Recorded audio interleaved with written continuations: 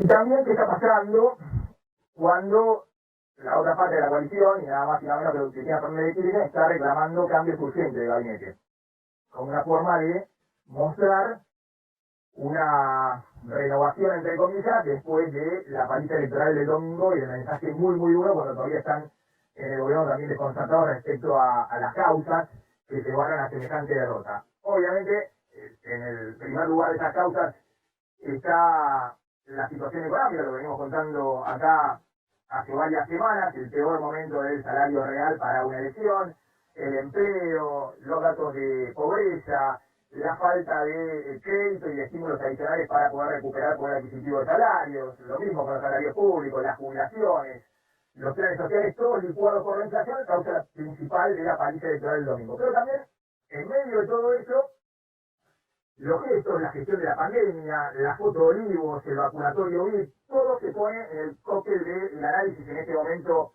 del gobierno.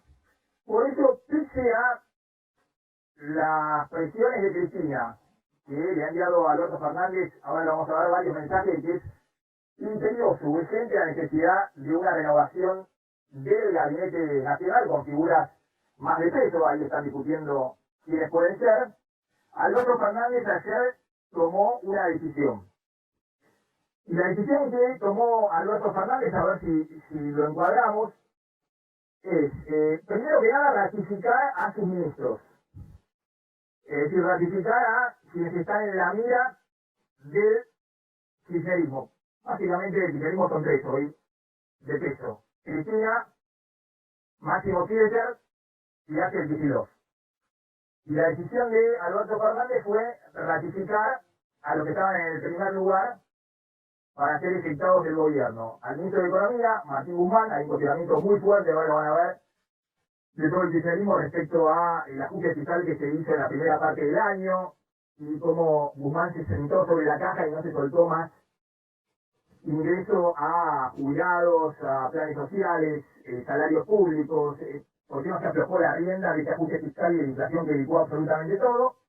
Un cuestionamiento muy fuerte al jefe de gabinete, a Santiago Cafiero, respecto a que no tiene ningún peso político y básicamente que está pintado, que no dirige absolutamente nada. Y también hay un cuestionamiento al ministro de Producción, Matías Culfas, por el lado productivo, respecto a cómo se viene manejando un área que es crítica, supuestamente para el gobierno, que es todo el tema de la industria y el desarrollo productivo.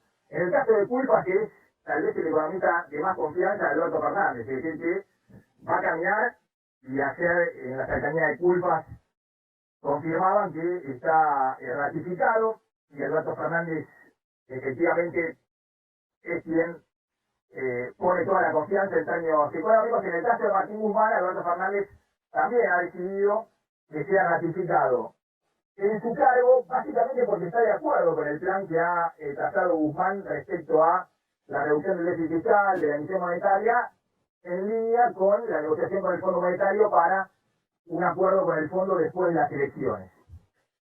Y en el caso de Santiago Cafiero, ahora vamos a contar, hay varias discusiones respecto a no solamente Cristina, la que quiere un cambio urgente, sino que también funcionarios muy cercanos a Alberto Fernández consideran que efectivamente sería importante un cambio con figuras de más peso en el gabinete nacional y que muestren una renovación, pero Alberto Fernández ha decidido que efectivamente estos ministros están ratificados, al menos hasta las elecciones, porque esta es la otra cuestión. Alberto Fernández considera que no vale la pena hacer cambios ahora cuando después tienen la elección de noviembre y después de noviembre sí puede estar el momento para hacer cambios, porque la verdad que si hacen los cambios ahora y igualmente te dan una paliza en noviembre, todo lo que designaste ahora también quedan socavados desde el punto de vista político. La segunda pata de lo que decidió Alberto Fernández es medidas económicas. Ahora vamos a contar con el lunes, el jueves va a haber anuncios de medidas económicas puntuales, de mejora de ingresos, por única vez, bono para jubilados, aguache, además de lo que ya sabía del tema de ganancias, salario mínimo y el crédito de ahora dos y todas esas cosas, pero básicamente tratar de apuntalar dentro del margen fiscal muy estrecho que tiene Martín Guzmán, un bono adicional para jubilados que cobran un poco más de la mínima y también para la UH. Y la tercera pata de la decisión que tomó Alberto Fernández en las últimas horas. El viernes está viajando a México y regresa la semana que viene el presidente. Es a su regreso ponerse al frente de la campaña electoral en la provincia de Buenos Aires con un discurso moderado. Esto es al menos lo que le transmitió Alberto Fernández a sus colaboradores. Él cree que no es el tiempo para plantear un discurso duro de confrontación y demás. De alguna manera va a recoger el barrilete, lo que fueron las últimas semanas, es decir, que va a frenar un poco en ese tono muy agresivo y confrontativo que el propio Alberto Fernández había planteado como una cuestión de autopreservación, porque cuando había estallado el escándalo de la foto de Olivos, el que estaba en la cuerda floja era Alberto Fernández, y el que lo apuntaló fue el kirchnerismo, que empezó a hablar insólitamente de la reelección del presidente a partir del 2023, algo absurdo en ese momento, pero al mismo tiempo Alberto Fernández retribuyó radicalizando su discurso. Bueno, ahora cree que es tiempo de moderación.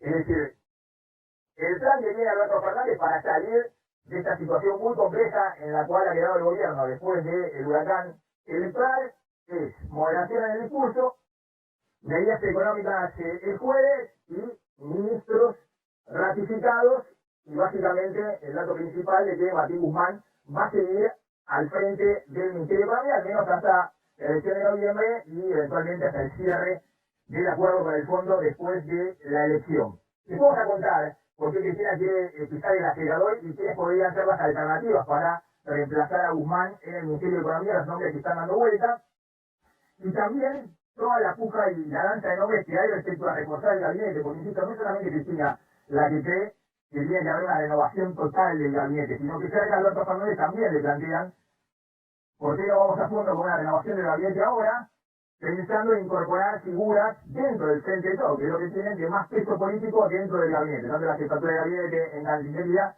y eventualmente el gran interrogante es el Ministerio de Economía. Pero por ahora, la información que tenemos es que Alberto Fernández dijo yo camino así hasta la elección de noviembre, más allá de cualquier resultado, y los cambios se hacen después de noviembre. Obviamente, esto que delineó ayer el presidente tiene un gran riesgo, que en los próximos días, si no hay un acuerdo político de fondo, no salga Grabois, o Fernanda Vallejos, o ahora van a hablar los graf de C5N, o los medios oficialistas planteándole al presidente los ministros que están en la cuerda floja y cómo tienen que cambiarse esos ministros y tomar las medidas de aumento para los jubilados, para el guachi y demás. No sé si veo, pero en las últimas horas hemos visto esta situación insólita, ¿no? Que en un canal colega ponen ministros de la y lo ponen en la cuerda floja a Culfas, a Guzmán, lo agregan obviamente a Lamens, al ministro Moroni de Trabajo, todos los que el kirchnerismo tiene en la mira y que efectivamente quieren que sean cambiados, ¿no? El hashtag del canal colega es no llego a fin de mes, es el canal oficialista, que después de la elección se dio cuenta que la gente no llega a fin de mes, lo que veníamos contando y le decíamos el otro día al ministro de Economía, hay un ajuste brutal desde el punto de vista de los ingresos reales, la ecuación general de jubilaciones, de planes sociales, salarios públicos y privados, el ministro lo negaba, pero bueno, ¿no? La odisea de llegar a fin de mes, no llego a fin de mes es el hashtag, más allá de todo esto, y vamos a ver que es lo importante, más allá de todo esto, el tema de fondo, volvemos a ver que es lo importante, más allá de lo que plantean, dice mostrar que hay un sector del kirchnerismo, y básicamente de Cristina, y por ahora actores menores, que le están enviando mensajes muy duros a los ministros de Alberto Fernández y al propio Alberto Fernández de cuál debe ser la línea a seguir. Pero más allá de esto, por ahora, esos actores son, entre comillas, intrascendentes. Insisto, Vallejo, Grabois, lo que diga un senador por allá, un diputado por acá, no tiene relevancia. El gran riesgo que corre Alberto Fernández, y por eso va a ser clave que en los próximos días acerque posiciones con Cristina y terminen de fijar efectivamente cómo van a caminar hasta noviembre, más allá de esta decisión que tomó el día de ayer el presidente junto a su grupo de colaboradores, es que salga en algún momento, si no hay un acuerdo, Cristina, Máximo Kirchner o Kicillof, a apuntar a algún ministro del Gabinete Nacional de los que Alberto Fernández quiere proteger, y eso obviamente generaría para Alberto Fernández una situación muy compleja. cuando uno plantea eso, ¿y qué sucede si pasa eso? Los que están alrededor de Alberto Fernández, que ayer se sintieron ratificados, dicen que Alberto Fernández saldría a contestar. Es decir, que Alberto Fernández se plantaría con esta decisión que tomó de seguir con los propios hasta noviembre, tomar medidas económicas que él puede para mejorar un poquito los ingresos e ir, bajar los flaps, como se dice, bajar el tono de la confrontación y tratar de mostrarse un poquito menos agresivo en el tono de la polarización, porque se dio cuenta que con este tono les pasaron por arriba. Contame rápidamente las medidas del jueves, hay expectativa con eso, pero bueno, va en línea, la pregunta es de cuánto el bono para jubilados, si efectivamente eso se extiende el bono para UH o simplemente va a ser ajuste de planes sociales a través de aumento del salario mínimo, pero es un paquetito dentro de, y por única vez, entre aumentos por única vez, dentro del plan de ajuste fiscal que lleva adelante Guzmán y que está negociando con el Fondo Monetario. Claro, la idea ahí en el gobierno, sobre todo el sector especialista, es poner plata por abajo, ¿no? En los sectores más rezagados de la sociedad, donde, bueno, lo que marcó las elecciones del domingo es que esos votos, en vez de quedarse en el kirchnerismo, en el peronismo, fugaron hacia otros sectores, incluso hacia la derecha. Punto número 1, son 7 u 8 medidas que están bajo análisis, algunas más cerca de tomarse que otras, un bono adicional, por única vez a los beneficiarios de la AUH, una actualización de la tarjeta alimentar que no se actualiza desde el principio de año y que viene perdiendo por goleada contra la inflación, está entre 6.000 y 12.000 pesos, hubo una más cantidad de beneficiarios en este año, pero el monto se quedó congelado. Un nuevo bono para jubilados y pensionados para llegar justamente a fin de año, no solamente sin perder contra la inflación, sino algún puntito por encima de la inflación, por detrás, y hubo bonos para los jubilados de la mínima para empatarle, una suba del salario mínimo, algo que está pautado para el 30 de septiembre, pero que se aplicaría muy probablemente de manera inmediata, o sea que probablemente el jueves se anuncie una suba del salario mínimo y no se espere a fin de mes para que haya un acuerdo entre el gobierno, los empresarios y los gremialistas. Bueno, la actualización del piso en el impuesto a las ganancias, algo que ya estaba previsto antes de las elecciones del domingo, las tarjetas sin límites en la hora 12, acá contábamos justamente que fue una medida que no tuvo ningún impacto porque los bancos no actualizaron el límite para poder gastar, y acá viene la medida donde más debate hay, y es en la posibilidad de que vuelva a haber un IFE, que no se llamaría IFE, que sería algo, a mí me decían acotado, que otros llaman segmentado, que alcance a entre 2 y 3 millones de personas. Esa puede ser la única sorpresa que salga del curso de lo que venimos contando y que ya hizo en su momento, en el segundo trimestre del año también el gobierno, bonito por acá, bonito por allá, que puede haber un IFE. Recordemos el último IFE que se pagó fue en agosto y Guzmán dijo no se paga ninguno más y Alberto Fernández lo ratificó.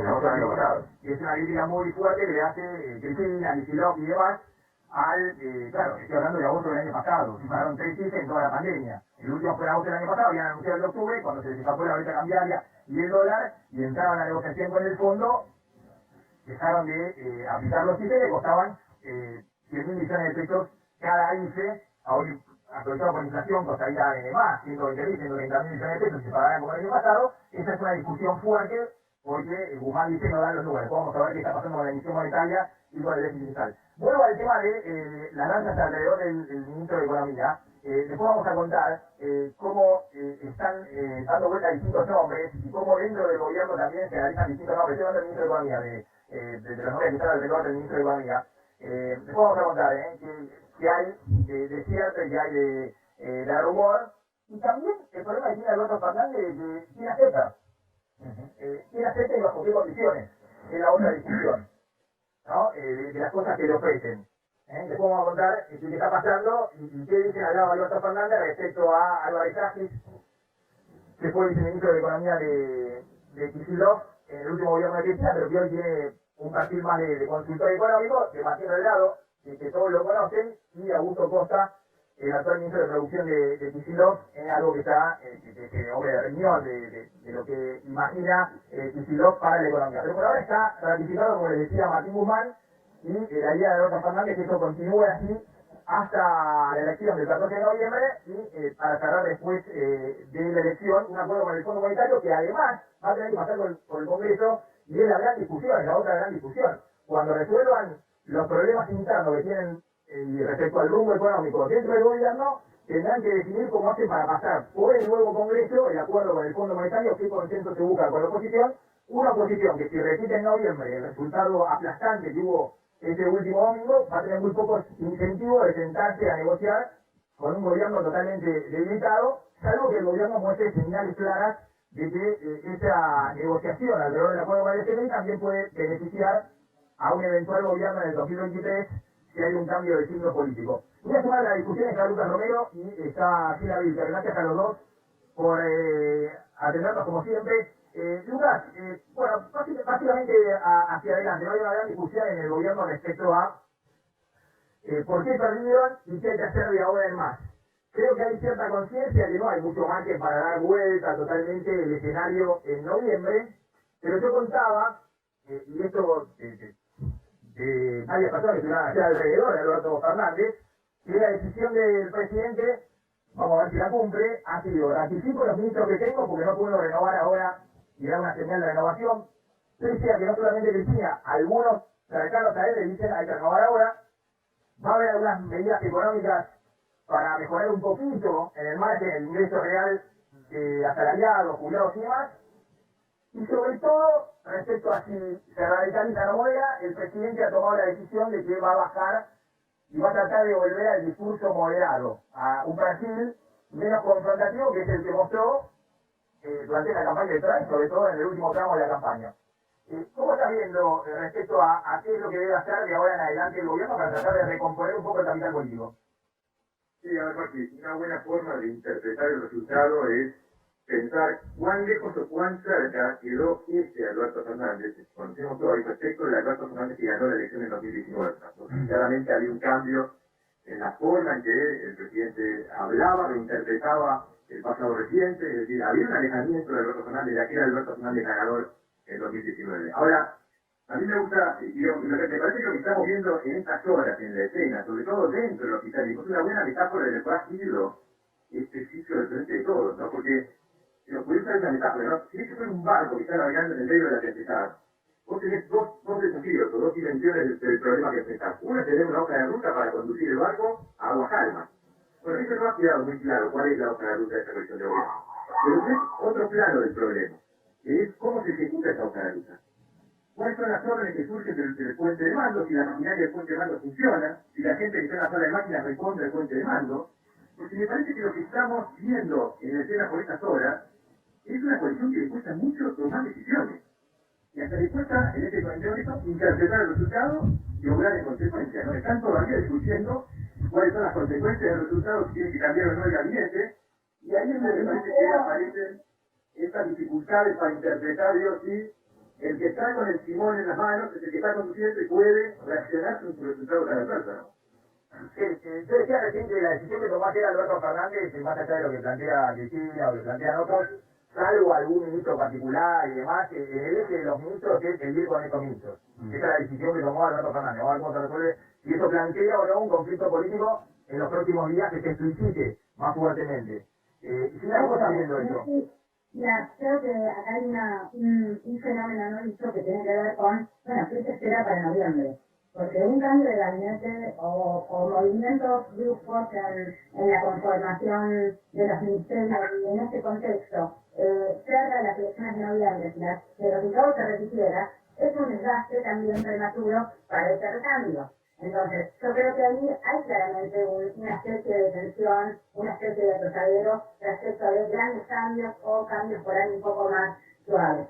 Interpreto que la historia del presidente fue ratificar su posición, ratificar su rumbo y mostrarse con los más cercanos, con los ministros de los más propios, los ministros de opinión, los que podemos llamar ministros claramente advertistas. Me parece que eso también es una especie de extremo, ¿no? Digamos, en el sentido de un posicionamiento de empecinamiento de alguna manera, pero entiendo que es difícil hoy tomar decisiones de gran magnitud con noviembre por delante, ¿no? Digamos, porque de este cambio, ¿cuánto aguanta? ¿No? O la pregunta sería, ¿aguanta nuevamente un resultado que no esté a la altura de las expectativas? Y me parece que esa pregunta es sacarlo. Por lo demás, coincido con lo que plantea Lucas. Lucas planteó de alguna manera una idea de 3 preguntas a responder, que es quién manda, cuál es el rumbo, quién ejecuta, ¿no? De alguna manera esa tríada de preguntas que tienen que ver con qué es lo que va a pasar de aquí en más. Yo creo que quién manda hoy en esa coalición está en tensión, ¿no? Digamos, es todavía es un misterio por revelar. Creo que aquí tiene grandes chances de incidir Sergio Massa, creo que tiene grandes chances de incidir Cristina Fernández de Kirchner, es probable que se fortalezcan también ministros como Guado de Pedro. Es una posibilidad, no lo sabemos todavía quién manda. Vemos quién podría fortalecerse. Por otro lado, respecto del rumbo, bueno, creo que el rumbo de Argentina no termina de estar claro para el oficialismo, pero tampoco termina de estar claro para la oposición. En definitiva, no hay una propuesta clara, una imagen del país, una dirección clara. Y finalmente la ejecución, creo que es lo más secundario es que estos dos elementos no terminan de ordenarse. Por eso me da la impresión que la idea del futuro, la idea de largo plazo, la idea de... Ha sido factor explicativo de este resultado, así que me imagino un gobierno tratando de volcar todo el esfuerzo que pueda en la calle para que la economía y la reactivación sea un poco más intensa. Y segundo, además del incumplimiento del mandato económico, acá hay un incumplimiento del mandato político de Alberto Fernández, ¿no? Que presentó esta coalición de gobierno como un espacio diferenciado del kirchnerismo. No son los que reclaman una kirchnerización de Alberto Fernández los que no votaron al Frente de Todos, son los votantes más moderados a los que hay que reconquistar, ¿no? Con lo cual, me imagino que desde el punto de vista político, esta línea de la moderación debería ser la estrategia dominante para intentar recuperar algo del voto que se perdió de 2019. Gila. Coincido plenamente con Lucas. Creo que el camino es un camino de moderación.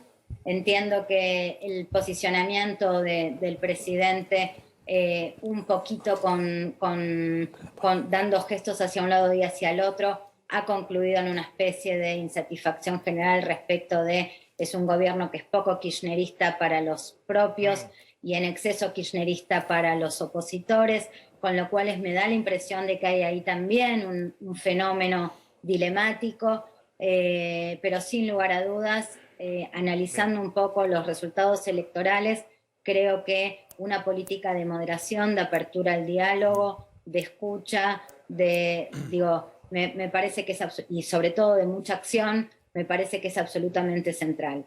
Por supuesto, el tema económico, recién Lucas lo planteaba, es una de las principales preocupaciones de la ciudadanía.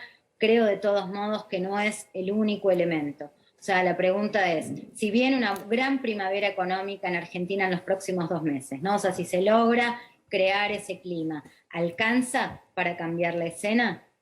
¿O no solo de pan se trata esta escena, ¿no? Digamos, creo que ese interrogante está vigente. Bien. Y me parece que aquí hay que ponderar no solo, por supuesto es un aspecto absolutamente central, pero creo que no es excluyente, ¿no? El tema económico. Bien. Gracias a los dos, Lucas Romero, Gila Vilker, gracias a los dos. Ahora vamos a hablar un poquito del tema de la danza de economía y cómo sigue el tema de las medidas económicas y cuáles son las alternativas que tiene Alberto Fernández. Primero, teniendo en cuenta que defina cuál es el rumbo.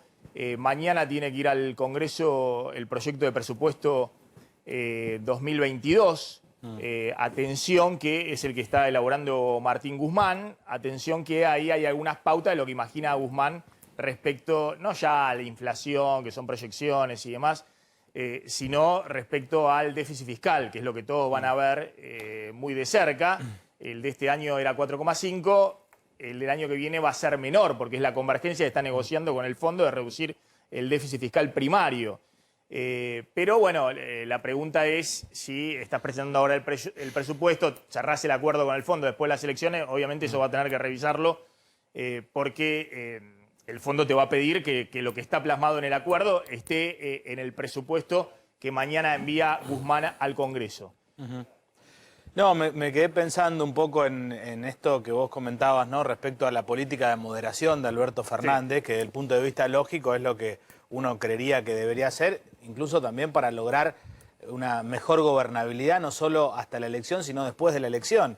Pero también es cierto, si no es justo pensar que un presidente debilitado, como está ahora Alberto Fernández, por ahí con no muchas ganas de pelearle al kirchnerismo, que tiene una posición muy dura dentro del gobierno, si de repente no se refugia en ese núcleo duro, encuentra ese calor ahí, que es lo que ha venido haciendo hasta ahora, y bueno, deja esa posibilidad de moderación para otro momento. Esto lo Carlos, están peleando, Carlos, lo están pensando algunos dentro del gobierno también, ¿no? claro, Como un temor. Pero te digo, el mensaje, por eso, Sí. un poco la información, después de ver cómo le sale y cómo... Sí. Primero que no significa que pelearle a Alberto Fernández necesita para llegar al 2023, necesita obviamente mantener a la coalición de gobierno unida. Claro. Esto no son las interpretaciones que hacían algunos medios o analistas que dicen, ¿cuándo Alberto Fernández se va a sacar de encima a Cristina?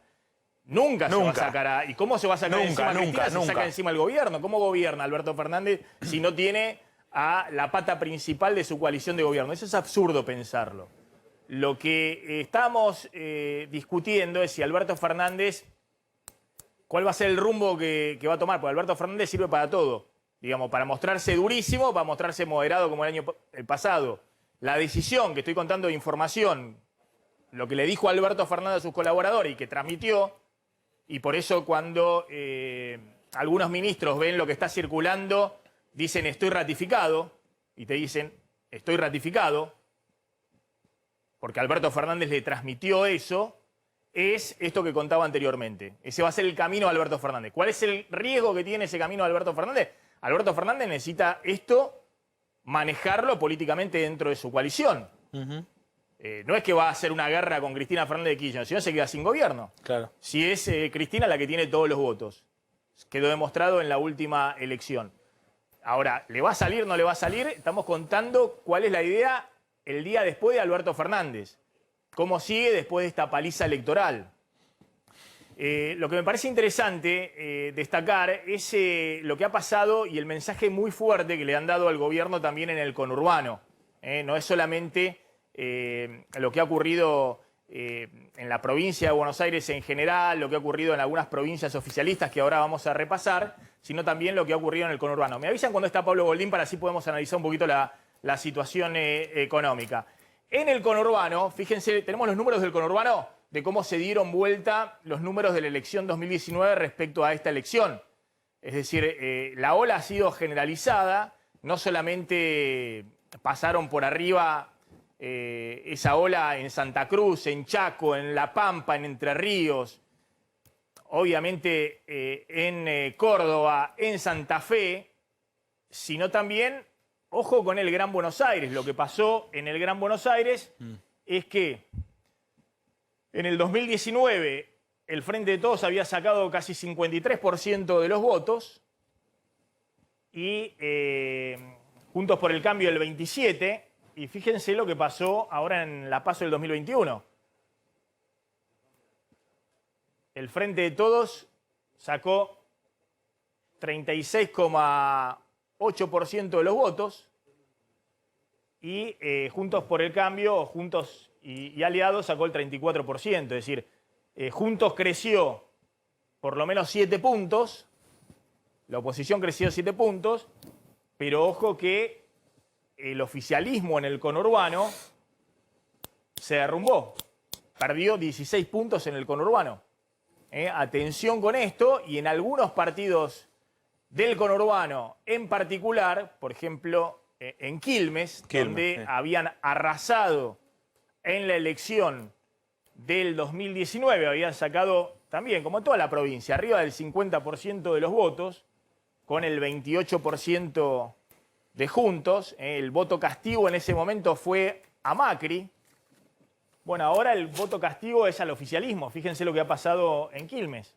Sacaron 33% de los votos, perdieron 20 puntos y Juntos creció por arriba del 40%, creció 12 puntos. O sea que la evaluación ahí del gobierno es fundamentalmente el problema del bolsillo, por eso las medidas de este jueves, ¿no? Que no solamente, y tienen que evaluar muy de cerca qué pasó en todo el país, el descontento, el mal humor y demás, sino que también en el conurbano, que supuestamente era el lugar donde el oficialismo iba a sacar una gran diferencia para compensar otras provincias, para compensar Ciudad de Buenos Aires, compensar Córdoba, compensar eventualmente Santa Fe. Ojo que en el Gran Buenos Aires hizo una muy mala elección el oficialismo y ha habido un voto castigo en los sectores más postergados, en segundo y tercer cordón del Gran Buenos Aires. Sí, mirá, Lanús, Quilmes, Morón, Ituzaingó, San Martín, Tigre, San Miguel, 3 de febrero.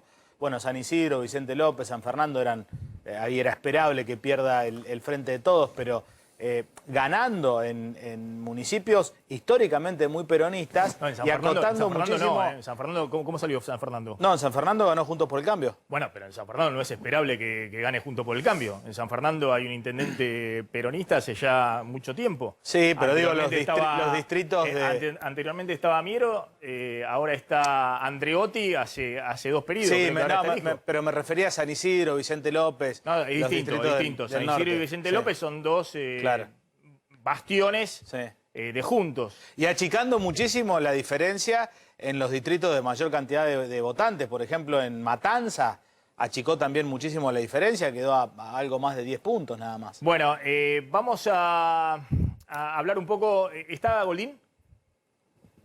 Bueno, ¿qué hacemos entonces?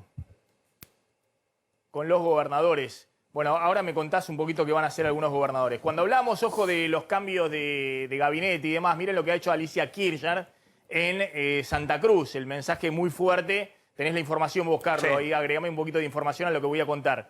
Lo que ha hecho Alicia Kirchner en Santa Cruz. En Santa Cruz, el kirchnerismo sufrió también una derrota muy fuerte, muy fuerte.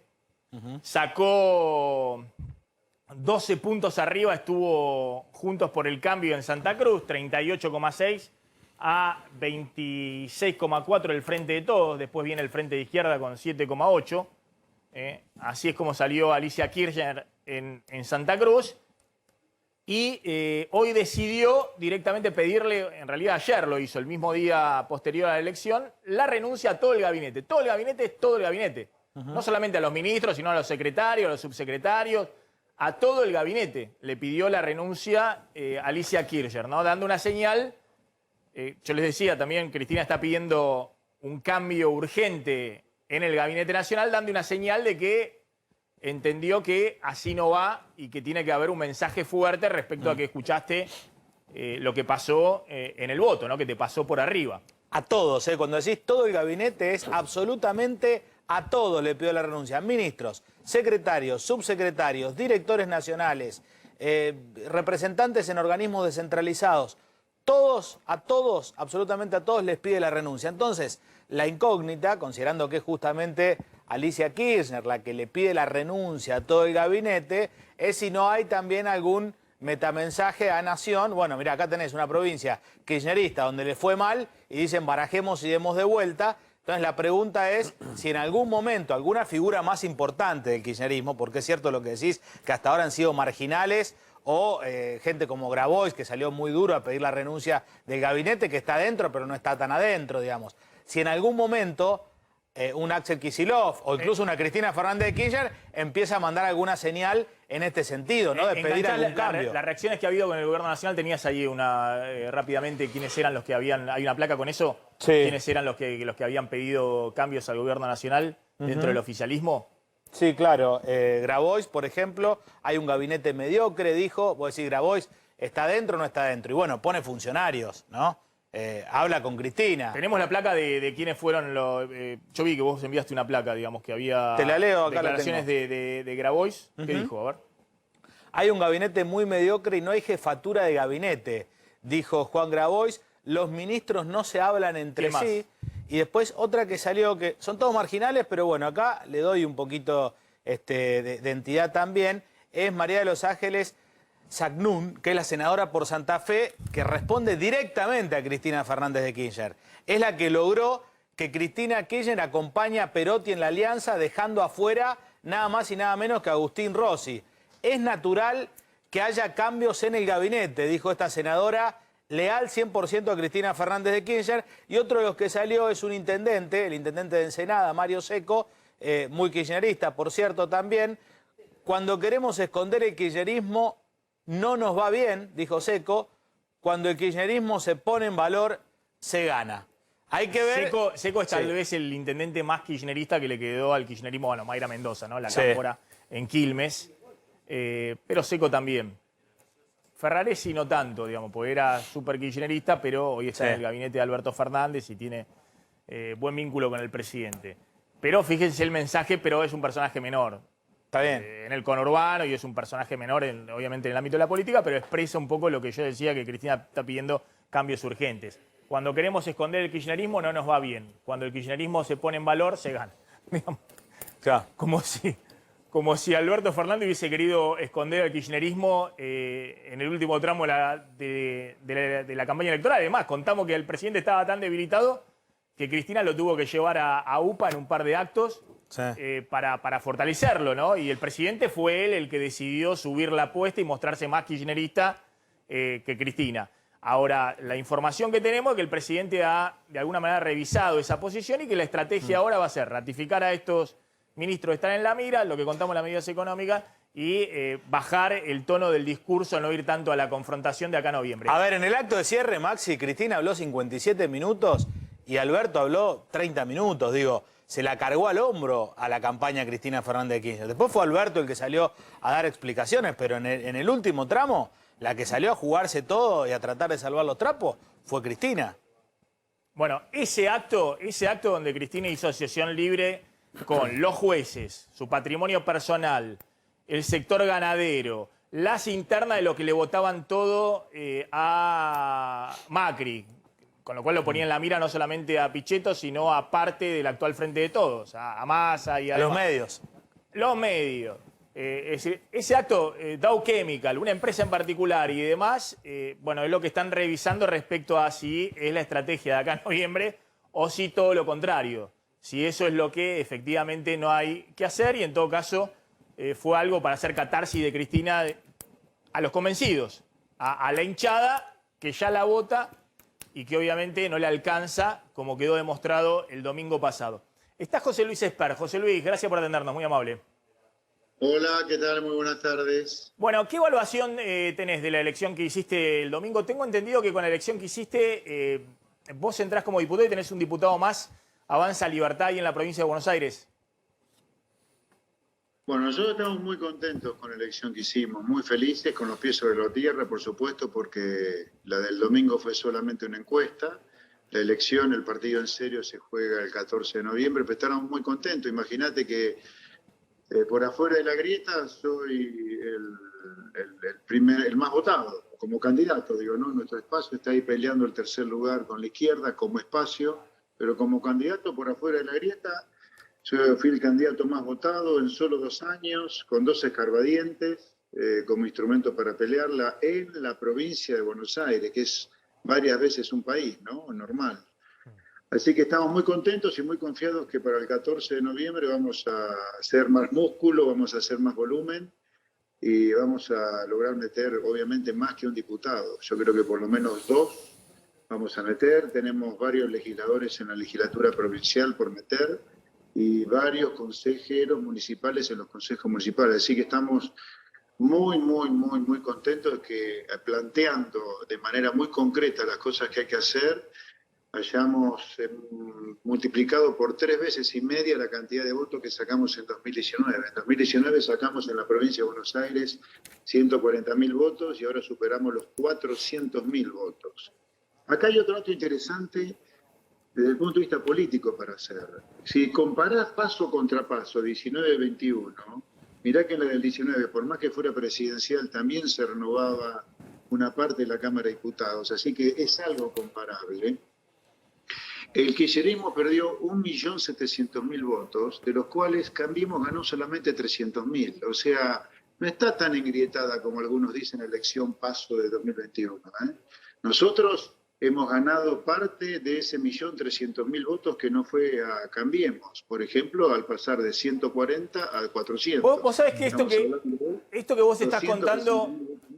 Vos sabés que esto que estás contando, lo hablaba más temprano con alguien, con un funcionario muy cercano a la Casa Rosada, que justamente evaluaban que la pérdida de votos, tanto en provincia de Buenos Aires como en la ciudad de Buenos Aires, votos también que fueron algunos votos una cantidad importante de votos que perdió el Frente de Todos en la ciudad de Buenos Aires, terminaron en Milei o en la izquierda. Digamos, Milei que hizo una muy buena elección, por ejemplo, en Soldati, en la zona sur de la ciudad, en la zona más postergada de la ciudad. Estuvo con un porcentaje por arriba de su 13%, o sea, muy buena elección que hizo en la ciudad de Buenos Aires. Y vos lo que estás nosotros nos pasó exactamente lo mismo en provincia de Buenos Aires. Nosotros hicimos una muy buena elección en varios lugares del conurbano. La Matanza, 3 de febrero. Y nos ha pasado un fenómeno similar, porque es un fenómeno, evidentemente la gente ya no se come tanto la grieta como antes, se está buscando gente de laburo como nosotros, que viene del mismo mundo del cual viene el votante, que le plantea cosas de sentido común. O sea, si la gente está demolida pagando impuestos, si la muelen impuestos, obviamente, ¿qué necesita? Un Estado más chico para que no te muelen impuestos. Si los empresarios tienen terror de contratar a alguien porque las leyes laborales te fulminan si llegás algún día a echar a alguien, obviamente tenés que cambiar las leyes laborales. Si tenés 6 millones de trabajadores trabajando en negro, tenés que cambiar las leyes laborales, en lugar de hablar de República o Venezuela. Tenés que hablar de las cosas concretas que le afectan a la gente. Por eso, insisto, del 1.600.000 votos que perdió el kirchnerismo entre estas dos pasos, 19-21, solamente Cambiemos ganó 300.000. Ahora, José, ¿cómo te imaginas para adelante? Obviamente ahora sos candidato directamente a noviembre, pero te pido algún tipo de opinión tuya respecto a cómo ves que sigue la dinámica política y económica hasta noviembre, ¿no? Estaba pensando que esto que veíamos, que había votos, y sí los hay, de que perdió el oficialismo en ciudad y fueron a Milei en la zona sur de la ciudad, otros fueron a la izquierda. Lo mismo dice Sper, yo crecí a costa de, es una cuestión de suma cero, el que pierde uno lo gana el otro. También con algunos votos del oficialismo, y también lo que ha ocurrido con el oficialismo y con Juntos por el Cambio en el conurbano. Estamos contando que hubo una vuelta de 20 puntos que en su momento acompañaron al oficialismo para castigar a Macri y que ahora abandonaron al Frente de Todos y fueron a Juntos para castigar al gobierno nacional.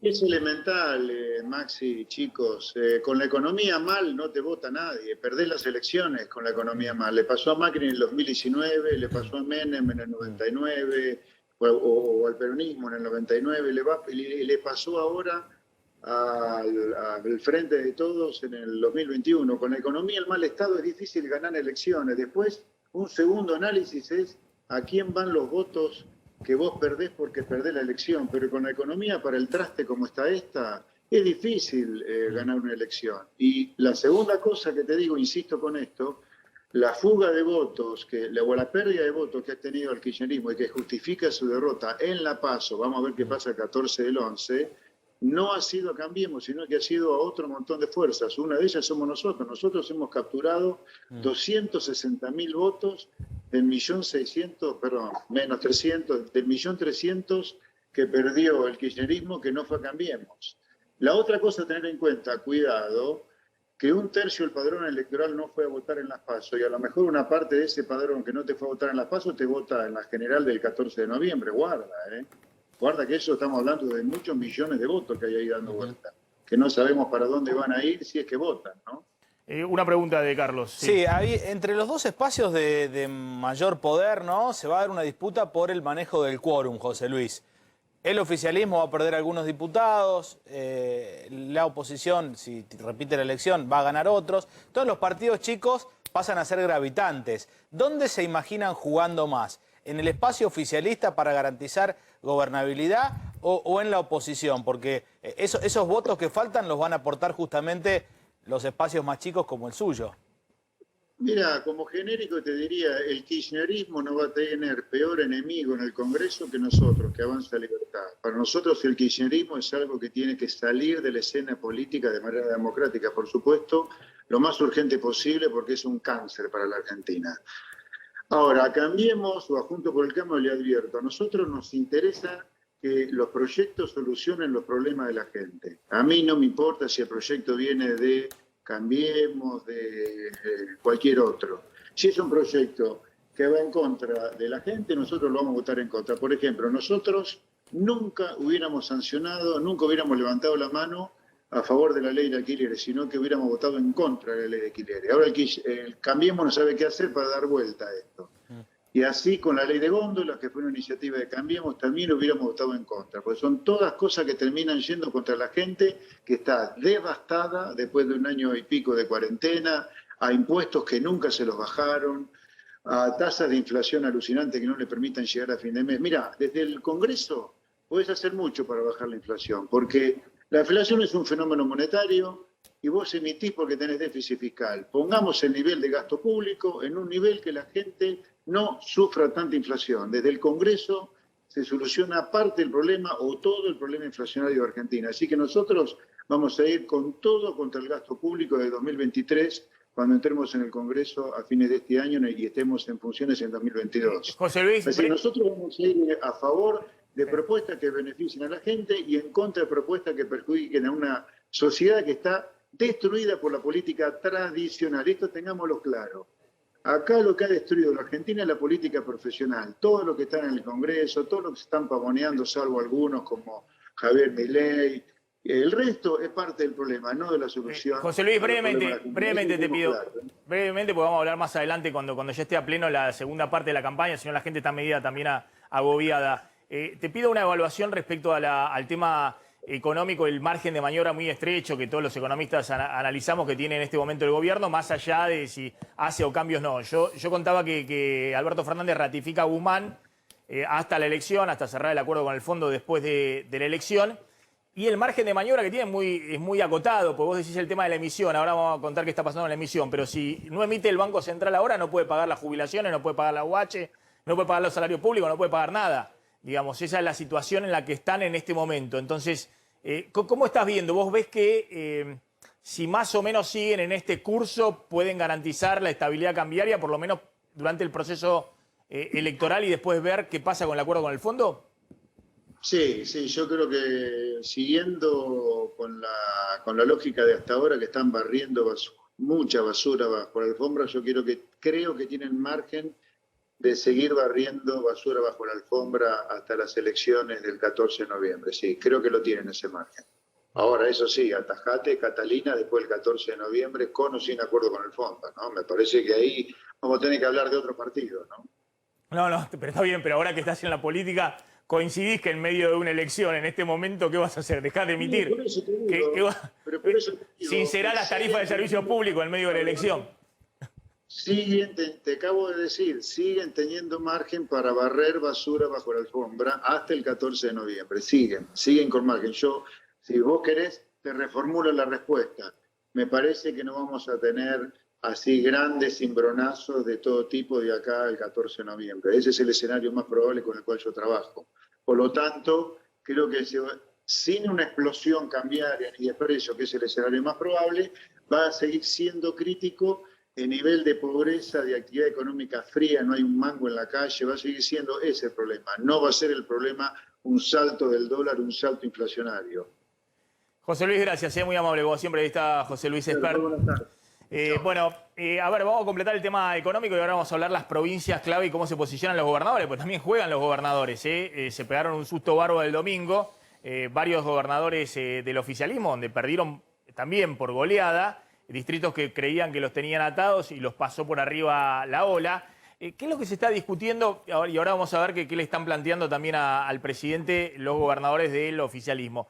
Pero ¿qué es lo que se está planteando desde el punto de vista económico? Porque decía que está ratificado Guzmán en el Ministerio de Economía. Porque la idea de Alberto Fernández es, por ahora no tenemos otra alternativa que seguir en este curso, es decir, lo que había planteado Guzmán, que el déficit fiscal este año, Guzmán había planteado 4,5% del PBI, ya vamos a ver los últimos números de agosto que todavía no están, pero tiene margen para estacionar tal vez el déficit fiscal este año en 3,5%, 3,8%, pero por abajo del 4,5% del PBI, va a depender de lo que se anuncie el jueves próximo, es decir, hay un colchoncito fiscal que tiene Guzmán para poder expandir un poquito más el gasto y la emisión sin salirse de las metas que se había fijado en el presupuesto y estar incluso por debajo de esas metas como viene negociando con el FMI. Y en ese esquema, algunos le plantean a Alberto Fernández, bueno, si vas a seguir con el plan de lo que te dijo Guzmán, de que están negociando con el FMI y demás, ¿por qué no lo haces con alguna figura en el Ministerio de Economía que tenga un poco más de aire? Es decir, que no esté tan desgastada como está Guzmán ya a esta altura del gobierno. Alberto Fernández considera que eso puede ser, pero después de la elección, después del cierre del acuerdo con el fondo. Lo que estuvo dando vuelta del lado más cercano a Alberto Fernández, por un lado es Emanuel Álvarez Agis, que él dice que no le propusieron nada y demás. Desde el gobierno dicen que Álvarez Agis podría ser una alternativa, pero que no quiere mucho hoy acercarse al gobierno en estas condiciones. Es decir, que no está con la idea de hoy ser ministro en estas condiciones. Álvarez Agis, que insisto, fue en su momento viceministro de Economía de Kicillof, pero ha mostrado en los últimos años un perfil más de consultor económico, de relación con inversores locales, extranjeros y demás.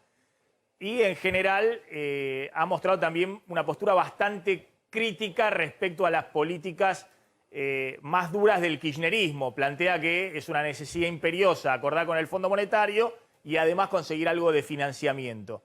Dejémoslo ahí stand-by a Álvarez Agis, porque insisto, es algo que plantean cerca del presidente. No es alguien hoy que esté cercano a Axel Kicillof o a Cristina, digamos. Es alguien que está planteado cerca del presidente, pero dicen que hasta ahora no muestra mucha convicción como para acercarse al Ministerio de Economía. Álvarez Agis directamente dice no me ofrecieron nada y demás. El caso de Martín Redrado, obviamente que es quien se menciona siempre como una posibilidad y demás, hay que ver si efectivamente hay alguna veña de Cristina. Por ahora Alberto Fernández considera que no es una alternativa para entrar en el gabinete, pero en algún momento incluso los que están alrededor de Alberto Fernández plantean que en una oxigenación grande del gabinete después de la elección, con figuras políticas ingresando al gabinete, tal vez el propio Sergio Massa, en un rol más central, incluyendo algún rol cercano al Ministerio de Economía, Redrado y demás podrían darle volumen político al gabinete de Alberto Fernández para los últimos 2 años, con un cambio también en Cancillería y demás. Distinta es la situación de qué es lo que está pidiendo Cristina. Yo insisto, lo que está pidiendo primero Cristina es cambios urgentes. Más allá de la orientación que quieran darle el cambio, el mensaje de que tiene que haber una oxigenación urgente del Gabinete Nacional. A quien se menciona desde hace rato como el hombre de confianza, y lo es, de Axel Kicillof, y eventualmente la posibilidad de llegar al Ministerio de Economía de la mano de Kicillof y de Cristina, es Augusto Costa, que por ahora obviamente desde la Casa Rosada lo descartan completamente. Es alguien que además ha tenido algunas diferencias respecto a cómo encarar el tema productivo con el ministro Culfas, que es el ministro de Producción y de mayor confianza de Alberto Fernández. Pero ojo que Augusto Costa tampoco es alguien que no crea que Argentina tiene que ir a un acuerdo con el Fondo Monetario. También cree que Argentina tiene que ir para refinanciar la deuda a un acuerdo con el Fondo Monetario.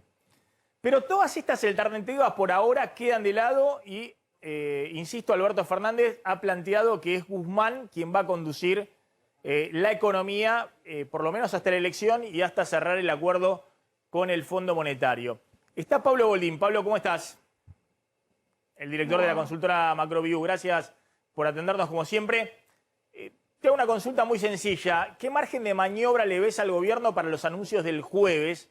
Anuncios donde quieren recomponer un poquito poder de compra de algunos sectores, jubilados, aguache y demás. ¿Qué margen de maniobra le ves desde el punto de vista fiscal y monetario para poder hacer esos anuncios? ¿Hay algún colchoncito fiscal con el ajuste de la primera etapa del año de Guzmán o tienen muy poco margen? Yo creo que los próximos 2 meses, más allá de que tomen algunas medidas en los próximos días o un poco más, un poco menos, un poco más de plata, un poco menos de plata en la calle, está jugado. El año monetario y fiscal es el año que más o menos va a terminar siendo lo que uno se imaginaba. La cantidad de plata que van en la calle o la cantidad de crédito en los bancos y todo va a ser más o menos dentro de lo pautado. No creo que el gobierno pueda cambiar mucho esta historia en 2 meses. Y eso va a ser así. Acá, como yo lo escuchaba recién a Esper, y a vos también, con un poco de esfuerzo y de ir mirando bien las cosas, con el Banco Central monitoreando bien el tema cambiario, se va a llegar a la elección. No creo que económicamente cambie mucho. Está claro que con una economía así es posible que el oficialismo pierda claramente en noviembre. El tema es lo después. Guzmán, Redrado o Álvarez Agis o Acosta, el que sea, hasta que no se desentrañe el mare magnum político que estamos viviendo, va a ser muy difícil entender lo que va a pasar después. Yo solo quiero mencionar que después de una elección legislativa donde un oficialismo pierde, en la Argentina siempre después fue difícil seguir remándola.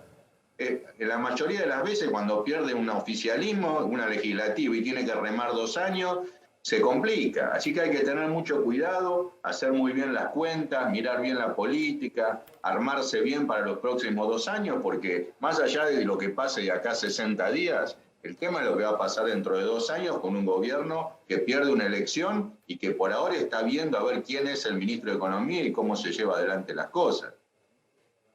Sí, salvo Pablo 2009, ¿no? 2009 donde la crisis financiera internacional provocó una recesión profunda pero corta en la Argentina y la economía, por circunstancias, digamos, del escenario internacional, del rebote, de que todavía tenías equilibrios fiscales y del sector externo totalmente distinto a lo que tenés ahora, salió muy rápidamente y tuviste 2 años de crecimiento, 2010-2011, 2 años de crecimiento muy fuerte.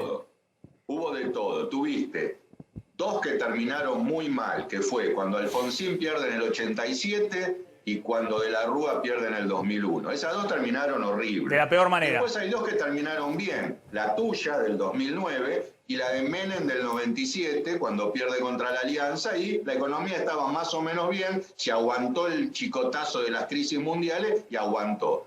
Y después está la del 2013, muy interesante, que es la de Cristina cuando pierde con Massa, que ahí duró. 2014-2015 fue una economía que aguantó, duró y llegó con lo justo, gracias a también la expectativa favorable que había despertado Macri. La de ahora, yo creo que en el mejor de los casos sería parecerse a la del 2013, o sea, estabilizar la inestabilidad, que la cosa siga más o menos ahí, estabilizando la inestabilidad y que no se desestabilice la inestabilidad. Una cosa, Pablo, en los próximos 2 años. brevemente, porque quiero ahí tu opinión, ¿no? Yo decía, el 2013 no puede ser, porque el 2013 había otro nivel de reservas y podía llegar al 2015 poniendo cepo, aflojando el cepo, te daban $2.000 de dólar ahorro por mes, imagínate la reserva que tenías. Hoy estás dando $200 y tenés que estar cerrando por todos lados importaciones y demás porque no te alcanzan los dólares. Tenés para la elección y después ves qué haces si acordás con el fondo. Y te quedan 2 años de gobierno, totalmente distinto a 2013. 2013 tenían calculado cuánto tenían de pago de deuda en dólares, cuánto le podían dar a la gente para que no se dispare más del 50% la brecha cambiaria y cómo llegar al 2015. Y llegaron ahí con lo justo, pero llegaron. Hoy el escenario es totalmente distinto. ¿Cuál es el margen fiscal para los anuncios del jueves? Te preguntaba. ¿Vos crees que hay algún margen para un aumento fuerte de bonos y demás? No sé si dan las placas que envié del tema de emisión monetaria y demás. A ver, mostrámosla por cómo viene la emisión.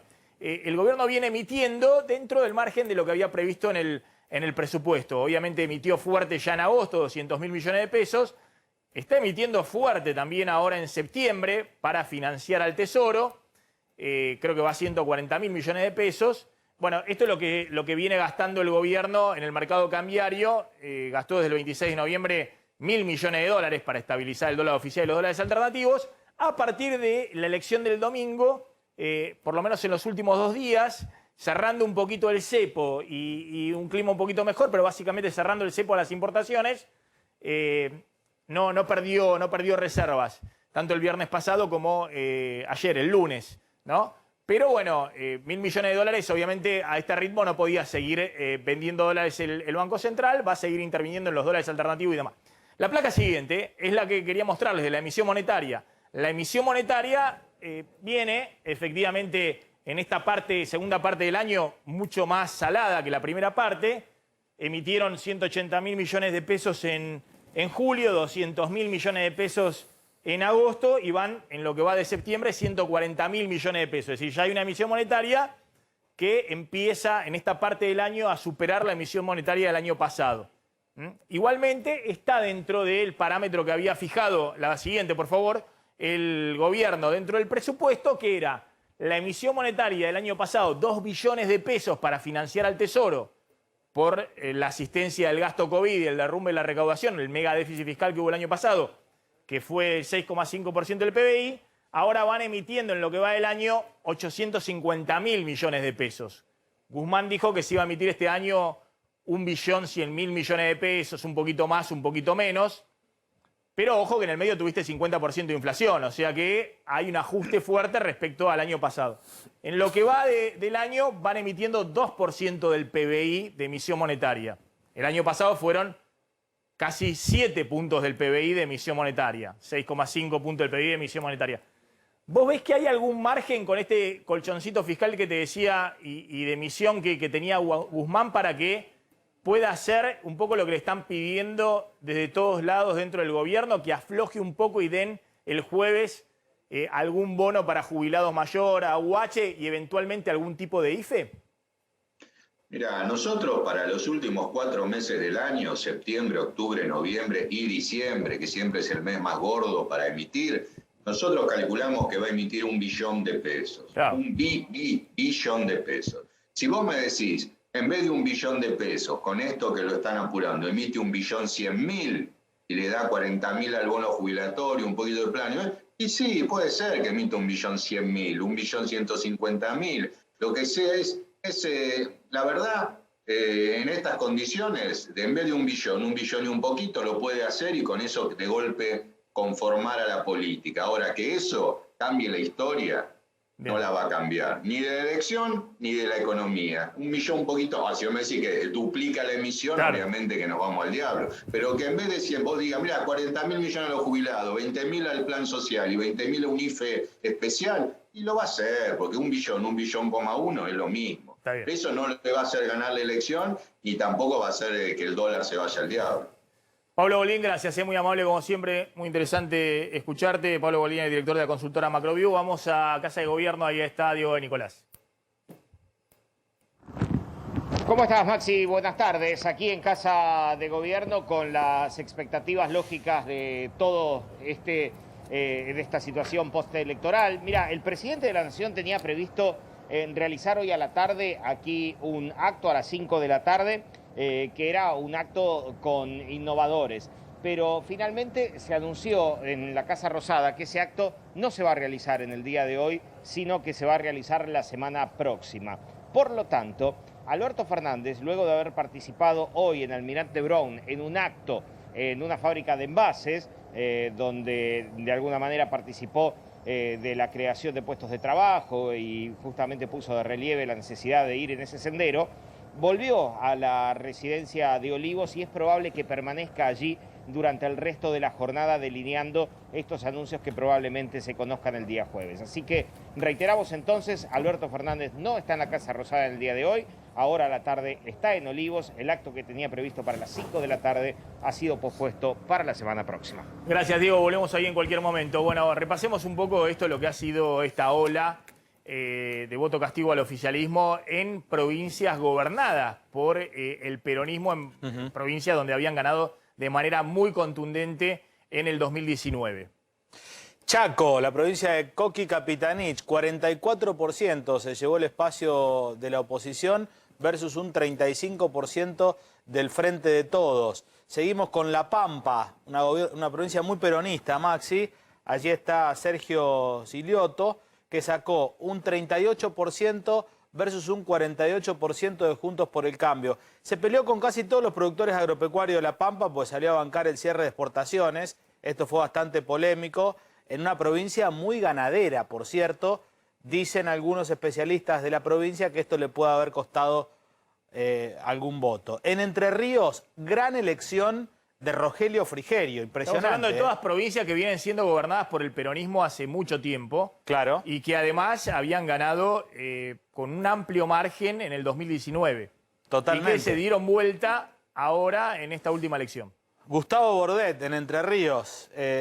Mira, 29% sacó versus 51,78 de Rogelio Frigerio y se entusiasman en el entorno de Rogelio Frigerio con la posibilidad de verlo gobernador en algún momento al ex ministro del Interior de Mauricio Macri. En Santa Fe, Omar Perotti, que fue con una alianza también un poco antinatura, ¿no? Porque jugó ahí con Cristina Fernández de Kirchner. Esto también le está costando bastante a Perotti por la política para con el sector agropecuario que ha tenido Cristina históricamente. Sacó el 29% versus un 40% de una gran masa que juntó la interna donde fueron 4 candidatos, ¿no? Ganó Carolina Lozada por poquito margen, pero ganó contundentemente la candidatura a senadora nacional con el acompañamiento de otros 3 subespacios dentro de Juntos por el Cambio. Fíjate, ojo más lo del que 10%. contamos, ojo lo que contamos por eso. Esta es una de las grandes dilemas que tiene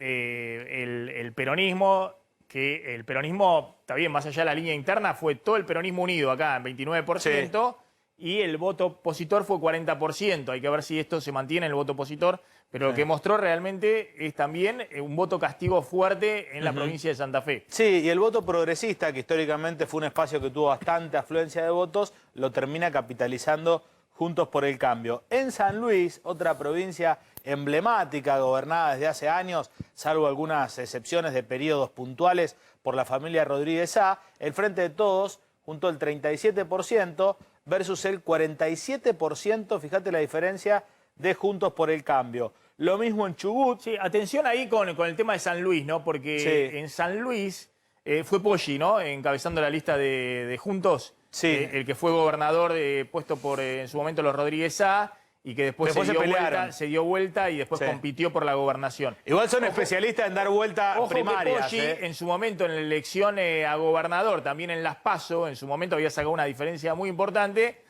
Y los Rodríguez Sá, de manera increíble, la dieron vuelta en la elección general. Pero bueno, marca claramente que hay un voto también castigo importante, digamos, también al oficialismo de los Rodríguez Sá, que han estado cada vez más cerca de la Casa Rosada en los últimos tiempos. Después está Chubut, donde está Mario Arcioni, que fue dentro del Frente de Todos también, 26% versus 39% de Juntos por el Cambio. Ahí se estaban peleando un poco en la oposición, pero lograron ir todos juntos y ponerse de acuerdo. Y después la frutilla del postre es Santa Cruz con Alicia Kirchner, 38% la oposición, 26% Alicia Kirchner, la hermana del expresidente. Bueno, y lo que planteamos, esto es un golpe durísimo en Santa Cruz, que ha planteado esta crisis política en Santa Cruz, donde Alicia Kirchner pide la renuncia directamente de todo el gabinete. Después un punto aparte, perdóname, un puntito aparte son las provincias donde se eligieron senadores, que son 8. De esas 8 provincias, la mayoría históricamente peronistas,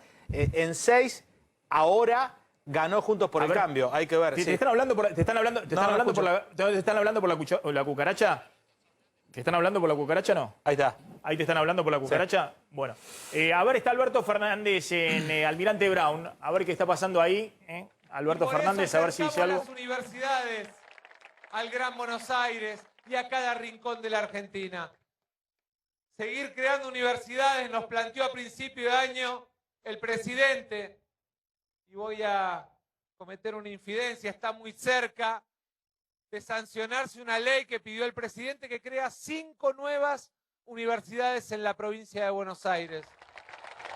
Porque creemos que ahí en la educación está el futuro de nuestros hijos. Yo quiero agradecerle a todos aquellos que el domingo siguieron confiando en nosotros.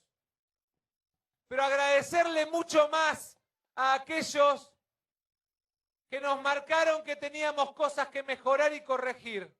Lo vamos a hacer, porque como cada vez que nosotros y la Argentina se cayó, nos vamos a volver a levantar y a salir adelante, para seguir acompañando en el trabajo a un presidente que a pesar de la pandemia, que a pesar de la crisis que tenía la Argentina, se cargó la Argentina al hombro y decidió, por testarudo que es, que había que ponerla de pie. La vamos a poner de pie entre todos y todas. Gracias, Mariano, por tu trabajo y fuerza para el futuro a Brown y a todos los intendentes del conurbano. Ahí estaba Sergio Massa, bueno, dándole un apoyo a Alberto Fernández. Vamos a ver ahora qué dice Alberto Fernández, tanto obviamente pendiente si dice algo Alberto Fernández respecto al tema cambio de gabinete, un poco lo que estuvimos hablando hasta ahora. A ver si está hablando ahora Alberto Fernández. Sí, a ver qué está diciendo. Gracias, Mariano, por recibirme en tu patria, en tu pequeña patria, que es parte también de la Argentina que todos queremos. Hace poco tiempo, no hace mucho, ¿cuánto fue, Mayra? Hace 2 meses, allí en Quilmes, inauguramos una obra muy parecida a esta, ¿no? Que unía a los dos, que cruzaba Quilmes de un lado a otro, y que era muy importante porque favorecía a muchos vecinos que necesitaban poder vivir en un lugar que no se embarre, que en un lugar que no se pueda vivir, objetivamente. Y hoy miraba esta obra que tiene 5 kilómetros, la de Mayra tuvo más o menos parecido, ¿cuántos eran? 2,5 kilómetros, la mitad de esto, pero era muy importante. Pero tenía las mismas características, era llevar asfalto, llevar veredas, llevar luces, llevar paradas de colectivos. Esto quiere decir acercarle a los vecinos, en aquel entonces de Quilmes, hoy de Almirante Brown, obras que tienen directamente que ver con la calidad de vida de quienes habitan acá. Había una señora por allí atrás que me decía que vivía aquí desde hacía muchos años y que nunca pensó que esto iba a poder verlo, que nunca creyó que la calle sobre la que daba su casa, iba a estar algún día con veredas, asfaltada, iluminada, con micros, con colectivos, que la llevara a donde necesitaba llevarla el transporte público. Para mí, cada vez que inauguro este tipo de obras, lo que siento es que le estamos dando a los argentinos y a las argentinas una mejor condición de vida. Y eso es lo esencial en la política, no es otra cosa.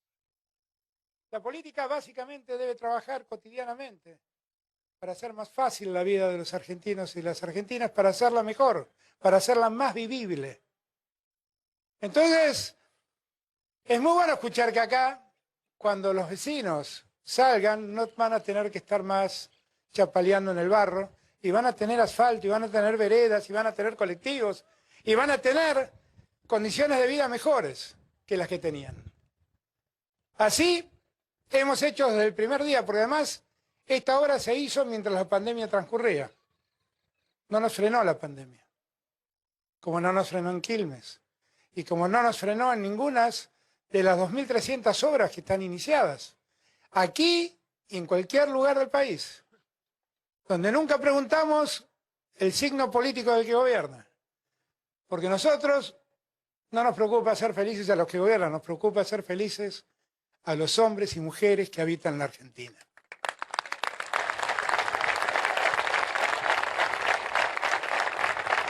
Estas obras, además, son parte de un plan que tiene que ver con el desarrollo de la obra pública, que para nosotros es muy importante, porque finalmente con la obra pública lo que hacemos también es generar muchos puestos de trabajo y generar mucha industria.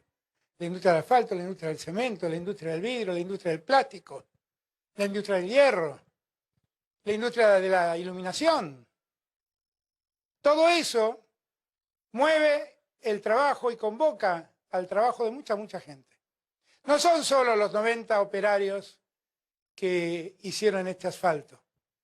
Son los que trabajaron en hacer esa parada de colectivos, son los que trabajaron en hacer esas torres de luz, son los que trabajaron en la iluminación, en producir la iluminación LED.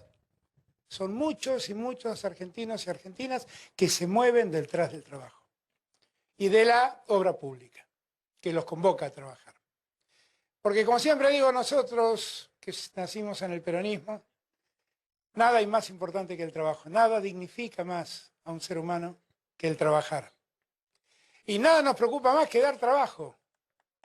Nada nos preocupa más. Gobernar es crear trabajo, lo decía Perón, y lo repetimos siempre. ¿Quién puede creer que nosotros somos felices distribuyendo planes? Nosotros lo que queremos distribuir es trabajo y que los hombres y mujeres tengan la posibilidad de encontrar dignamente el sustento cotidiano para ellos y sus familias. Eso es lo que queremos, no queremos otra cosa. Y estamos empeñados en lograrlo, ¿eh? Estamos empeñados en lograrlo. Por eso es que también impulsamos al sector privado a que haga lo que acabamos de ver en el Parque Industrial de Almirante Brown, donde una empresa productora de latas, donde se envasa gaseosas, cervezas, bueno, ahora ya de todo, he escuchado que hasta champán envasan en latas, la mayor productora, la única productora de latas de aluminio para este tipo de productos, una empresa multinacional que da trabajo a mucha gente, que genera trabajo indirecto, alrededor de 700 trabajos indirectos. La verdad, ¿cómo no vamos a impulsar y cómo no vamos a acompañar a esas empresas? Si en verdad nosotros estamos convencidos que en una sociedad la unión del capital y el trabajo es lo que dinamiza el crecimiento de una sociedad. Alguien que arriesga e invierte y de ese modo abre puertas de trabajo, y gente que va y trabaja y aporta el capital trabajo para que ambas cosas se unan y terminen generando la producción que consumimos, y así la economía empieza a retroalimentarse. ¿Cómo no vamos a estar al lado de esos industriales? Estamos convencidos que si algo postergó a la Argentina, fueron las tantas veces que políticas especulativas terminaron con el desarrollo industrial de la Argentina. Siempre digo yo que cuando en el capitalismo fue más importante el gerente financiero que el gerente de producción, el capitalismo fracasó. Porque en verdad lo que necesita el país es de emprendedores que arriesgan, que den trabajo, y no necesita de especuladores financieros que encuentran en una inversión corta de un bono, de un título, de una acción, lo que a otros les cuesta muchos años de sacrificio y de esfuerzo trabajando.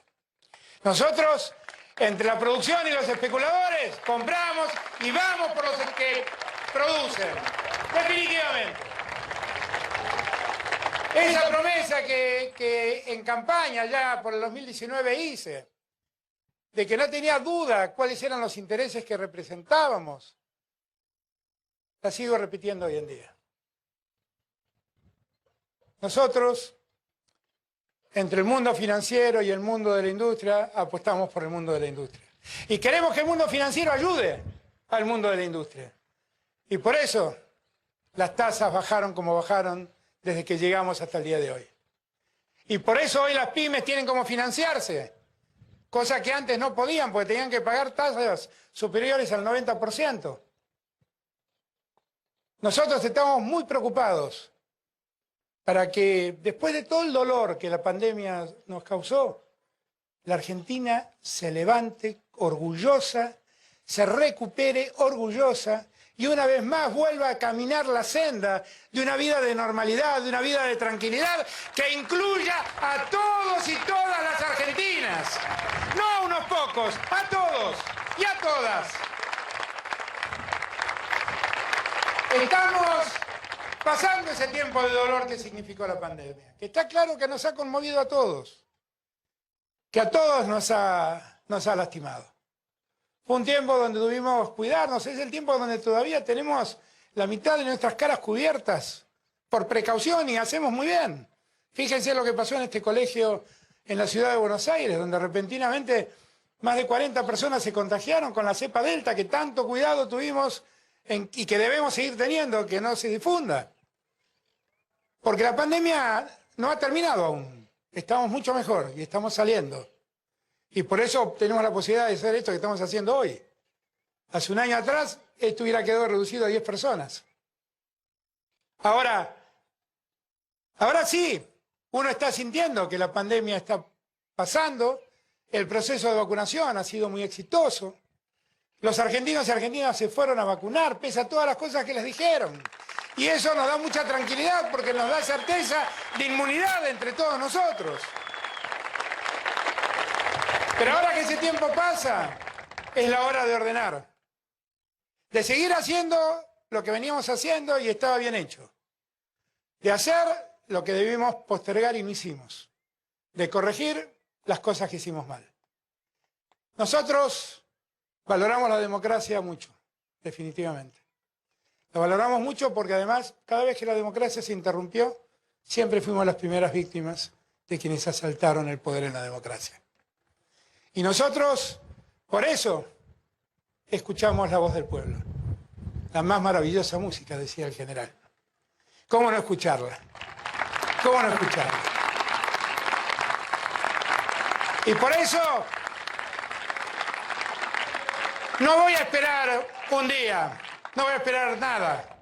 Por eso ayer seguí trabajando y ayer me enviamos al Congreso la ley de compra nacional, que lo que hace es garantizar que el Estado Nacional le compre primero a empresas argentinas antes que a empresas extranjeras. ¿Y eso por qué lo hacemos? Lo hacemos porque queremos el trabajo de todos y todas ustedes. Y con esa misma convicción estoy hoy aquí, convencido de que estamos en la senda correcta. Y yo les pido a los que nos votaron, muchos deben estar aquí, gracias por acompañarnos, gracias por confiar en nosotros. Gracias, compañeros de la UOCRA, que los veo allá. Feliz de ver los cascos otra vez en la cabeza de ustedes. A los que no nos votaron, les pido por favor que piensen que la Argentina merece algo mejor que lo que nos pasó hasta el 2019. Definitivamente merece algo mejor. Vivir en un país donde las pymes se cierran no es un buen país. Vivir en un país donde el trabajo se pierde no es un buen país. Vivir en un país donde que multiplica por 3 la cantidad de planes sociales no es un buen país. No lo es. Nosotros necesitamos vivir en un país que crezca con gente invirtiendo en un país que le da confianza, donde el trabajo sea un derecho, no un costo, sea un derecho de cada argentino y de cada argentina, donde el trabajo se proteja, no donde el sistema sea que el empleador puede despedir cuando se le ocurre sin pagar la indemnización pertinente. No creemos en ese país nosotros. El mejor país que hicimos los argentinos fue el país que amplió derechos, no el país que restringió derechos. ¿Por qué fuimos distintos en América Latina nosotros? Porque tuvimos una educación pública que hicieron hombres enormes como Alberdi, como Sarmiento y como Perón, que hizo gratuita la universidad pública. ¿Y por qué fuimos distintos en América Latina? Porque hicimos un sistema de salud pública, donde Carrillo tuvo mucho que ver, que atienda a todos y todas las argentinas que se enfermen, y que no tengan que andar mendigando la atención en un sanatorio privado por no tener recursos. ¿Y eso cuando descubrimos que estaba en crisis? Cuando la pandemia nos atacó. Porque algunos creyeron que la salud pública podía pasar a un segundo plano. Nosotros no creemos eso. Con más educación, con más salud pública, hacemos mejores ciudadanos, hacemos una mejor sociedad.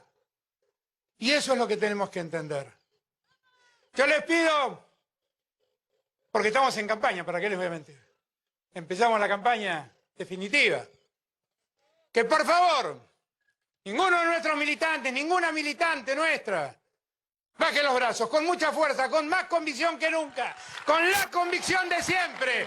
Vamos a golpearle la puerta al vecino que no fue a votar y expliquémosle lo que está en juego. Lo que está en juego es su futuro. No es el futuro de nuestro gobierno, es el futuro de ellos. Lo que está en juego es que la Argentina se ponga de pie. Lo que está en juego es que el trabajo vuelva. Lo que está en juego es que los empresarios argentinos sigan radicando su capital aquí. Eso es lo que está en juego. Y en noviembre, por favor, no interrumpamos la marcha que empezamos. Nosotros sabemos que tenemos cosas que corregir. Lo que hicimos mal, lo corregiremos. Lo que no hicimos, lo haremos. Los errores cometidos no los volveremos a cometer. Pero por favor, no condenemos al país al retroceso. Gracias a todos y todas. A ver, ahí estaba Alberto Fernández. Necesita descansar el presidente urgente, ¿no? Se lo ve muy demacrado y además agotado con el tema de la campaña, y ya empezó la campaña de nuevo. También la gente está agobiada de campaña, ¿no? No sé si esta es la mejor alternativa que está buscando, a menos que esté buscando de alguna manera insuflarle algo de energía a la militancia, digamos, que no se le venga abajo, pero para la gente que no lo votó, no sé si el presidente nuevamente hablando en el tono de campaña es una forma de atraer a los que no lo votaron. Y estuvo cerquita del blooper de Vittel, ¿se acuerdan? Luder Vittel en el 83, que era candidato a presidente del peronismo, que dijo: entre liberación y dependencia, nosotros elegimos la dependencia, y aplaudían todos. Estuvo ahí cuando dijo: entre actividad productiva y especulación, nosotros elegimos, ¿no? Y corrigió. Creo que está cansado el presidente como para salir a hacer campaña ya. Como les decía, se va a poner al hombro la campaña. Lo que sí está ratificando lo que habíamos contado, que va Cafiero al lado del presidente, ratificado, al lado de Sergio Massa, que está apoyando a su vez al presidente, y Culfas en primera fila, el economista más confianza del presidente, también ahí al lado ratificados, más allá de las pretensiones de Cristina de hacer una renovación más urgente. A ver, está Rogelio Frigerio, que nos estuvo esperando. Le pedimos disculpas, estamos con el acto del presidente en Almirante Brown. Frigerio, gracias por atendernos, muy amable. Gracias a ustedes por permitirme salir hoy acá. Felicitaciones, bueno, la verdad que una elección impresionante ahí en Entre Ríos, más del 50% de los votos en una provincia peronista. ¿Cómo se interpreta eso? Bueno, sí, la verdad que fue una elección histórica. Ganamos en una provincia que hace 20 años está gobernada por el mismo espacio político, ganamos por más de 20 puntos de diferencia, ganamos en todos los departamentos de la provincia y ganamos también en Concordia por más de 10 puntos, ¿no? La segunda ciudad más pobre del país. Yo creo que claramente desde Entre Ríos y desde gran parte del país surgió un mensaje contundente de que no estamos, la mayoría de los argentinos, de acuerdo con este rumbo al cual el kirchnerismo está llevando el país. Yo creo que eso es lo que quedó de manera contundente reflejado en las urnas el día domingo. Y espero que el presidente, en lugar de estar en modo campaña, cargarse la campaña al hombro, se dedique precisamente a escuchar el mensaje de las urnas y a rectificar ese rumbo que, insisto, la gran mayoría de los argentinos no compartimos.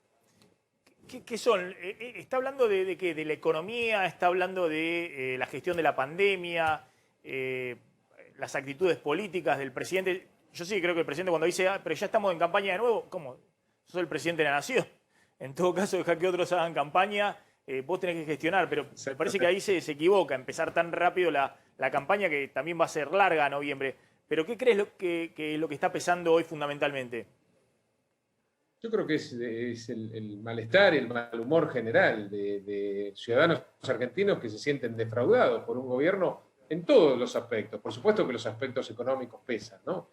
Cuando uno pregunta, cuando vamos a la calle, nos abren las puertas de los hogares, los argentinos, los entrerrianos, particularmente en mi caso, me hablan de ello, ¿no? La dificultad de llegar a fin de mes, la dificultad de conseguir un empleo, la angustia que genera poder perder el empleo de aquel que lo tiene, el tema de la seguridad y del narcotráfico, dos cosas que durante más de un año y medio el gobierno no habló, como si no hablar de la droga y no hablar del narcotráfico y de la inseguridad hiciera desaparecer el problema. Esos son los problemas de la gente. Por supuesto, también hay un voto castigo para el manejo de la pandemia. Yo creo que fue muy malo el manejo de la pandemia. En su momento se pretendió elegir a la salud por encima de la economía, se destruyeron 1 millón de puestos de trabajo, 200.000 pymes y comercios se cerraron, pero también por el otro lado tuvimos mayor cantidad de muertes y contagios que cualquier otro país de la región y que la mayoría de los países del mundo. Más allá del desastre y la vergüenza del vacunatorio VIP, más allá del absurdo de verlo al presidente festejar cuando nos tuvo a los argentinos encerrados durante más de un año y un año sin clase. Creo que todo forma parte de este voto castigo, de este voto bronca de la gente, que también le pide a la oposición que le ponga límites a este gobierno, que además tiene mayorías muy marcadas en el Congreso, ¿no? A ver, mirando para adelante, a ver, Carlos. Sí, bueno, justamente, mirando para adelante. No vale hacerse el tonto, Frigerio. ¿Se ve candidato a gobernador dentro de 2 años después de este resultado? Bueno, yo nunca dejé de decir que estaba en un proyecto de transformación de la provincia de Entre Ríos, que creo que está muy que está muy por debajo de su potencial, que tiene un potencial como para ser una de las provincias más ricas de la Argentina, y lamentablemente ve como otras provincias de la región centro, Santa Fe y Córdoba, se alejan cada vez más en términos del desarrollo relativo. Nunca dejé de plantearlo eso con claridad. Ahora, faltan 2 años. Hoy estoy realmente concentrado en esta elección que creo que es determinante para el futuro de la Argentina, para el futuro de Entre Ríos. No quiero pensar en otra cosa que no sea volver a ratificar el 14 de noviembre la elección extraordinaria que tuvimos el 12 de septiembre. Y para eso hay que tener mucha humildad, para eso hay que seguir cerca de la gente, para eso no hay que creérsela. Este resultado no es de nadie en particular, este resultado es del pueblo argentino, que le dice al kirchnerismo por este rumbo no. A diferencia de lo que plantea el presidente, que dice ratificamos el rumbo, vamos a corregir alguna le hago una última breve. Le dije a Carlos, miremos para adelante, y miró demasiado para adelante. Lo que ha mostrado también la sociedad argentina es que, como le dio una paliza a ustedes en su momento en el 2019, pidiendo un cambio, ahora le da la paliza al gobierno, efectivamente castigándolo, digamos. Entonces es muy volátil, no podemos saber lo que puede pasar de acá al 2023.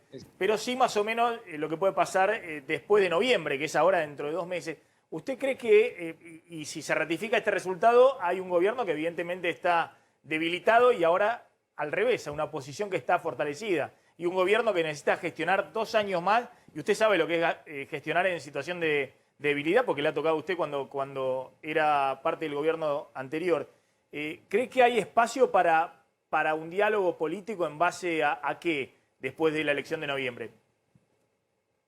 Claro, si el presidente se dedica a escuchar a la gente y entiende que acá hay que hacer cambios muy importantes en el norte, al cual está llevando a la Argentina, y además hace un llamado a la oposición para empezar a trabajar y resolver esos problemas concretos que le quitan el sueño a todos los compatriotas, la oposición tiene la obligación de estar a disposición de esa posibilidad. Ojalá se dé.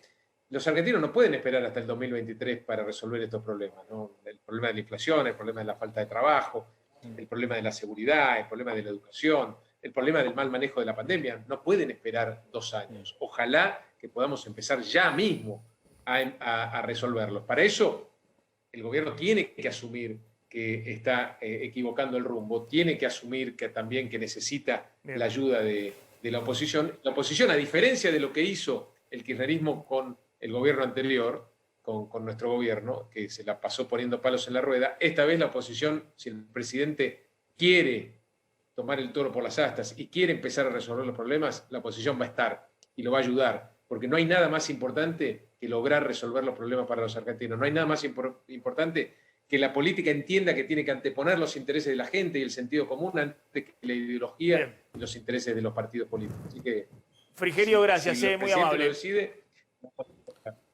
gracias a ustedes. Sí, cuando esté por acá lo conversamos acá personalmente, porque la conexión también entre las cosas hay que cambiar. No sé si en Entre Ríos o desde acá, es el tema del Wi-Fi y la conexión. Vamos volando la tanda, ya volvemos.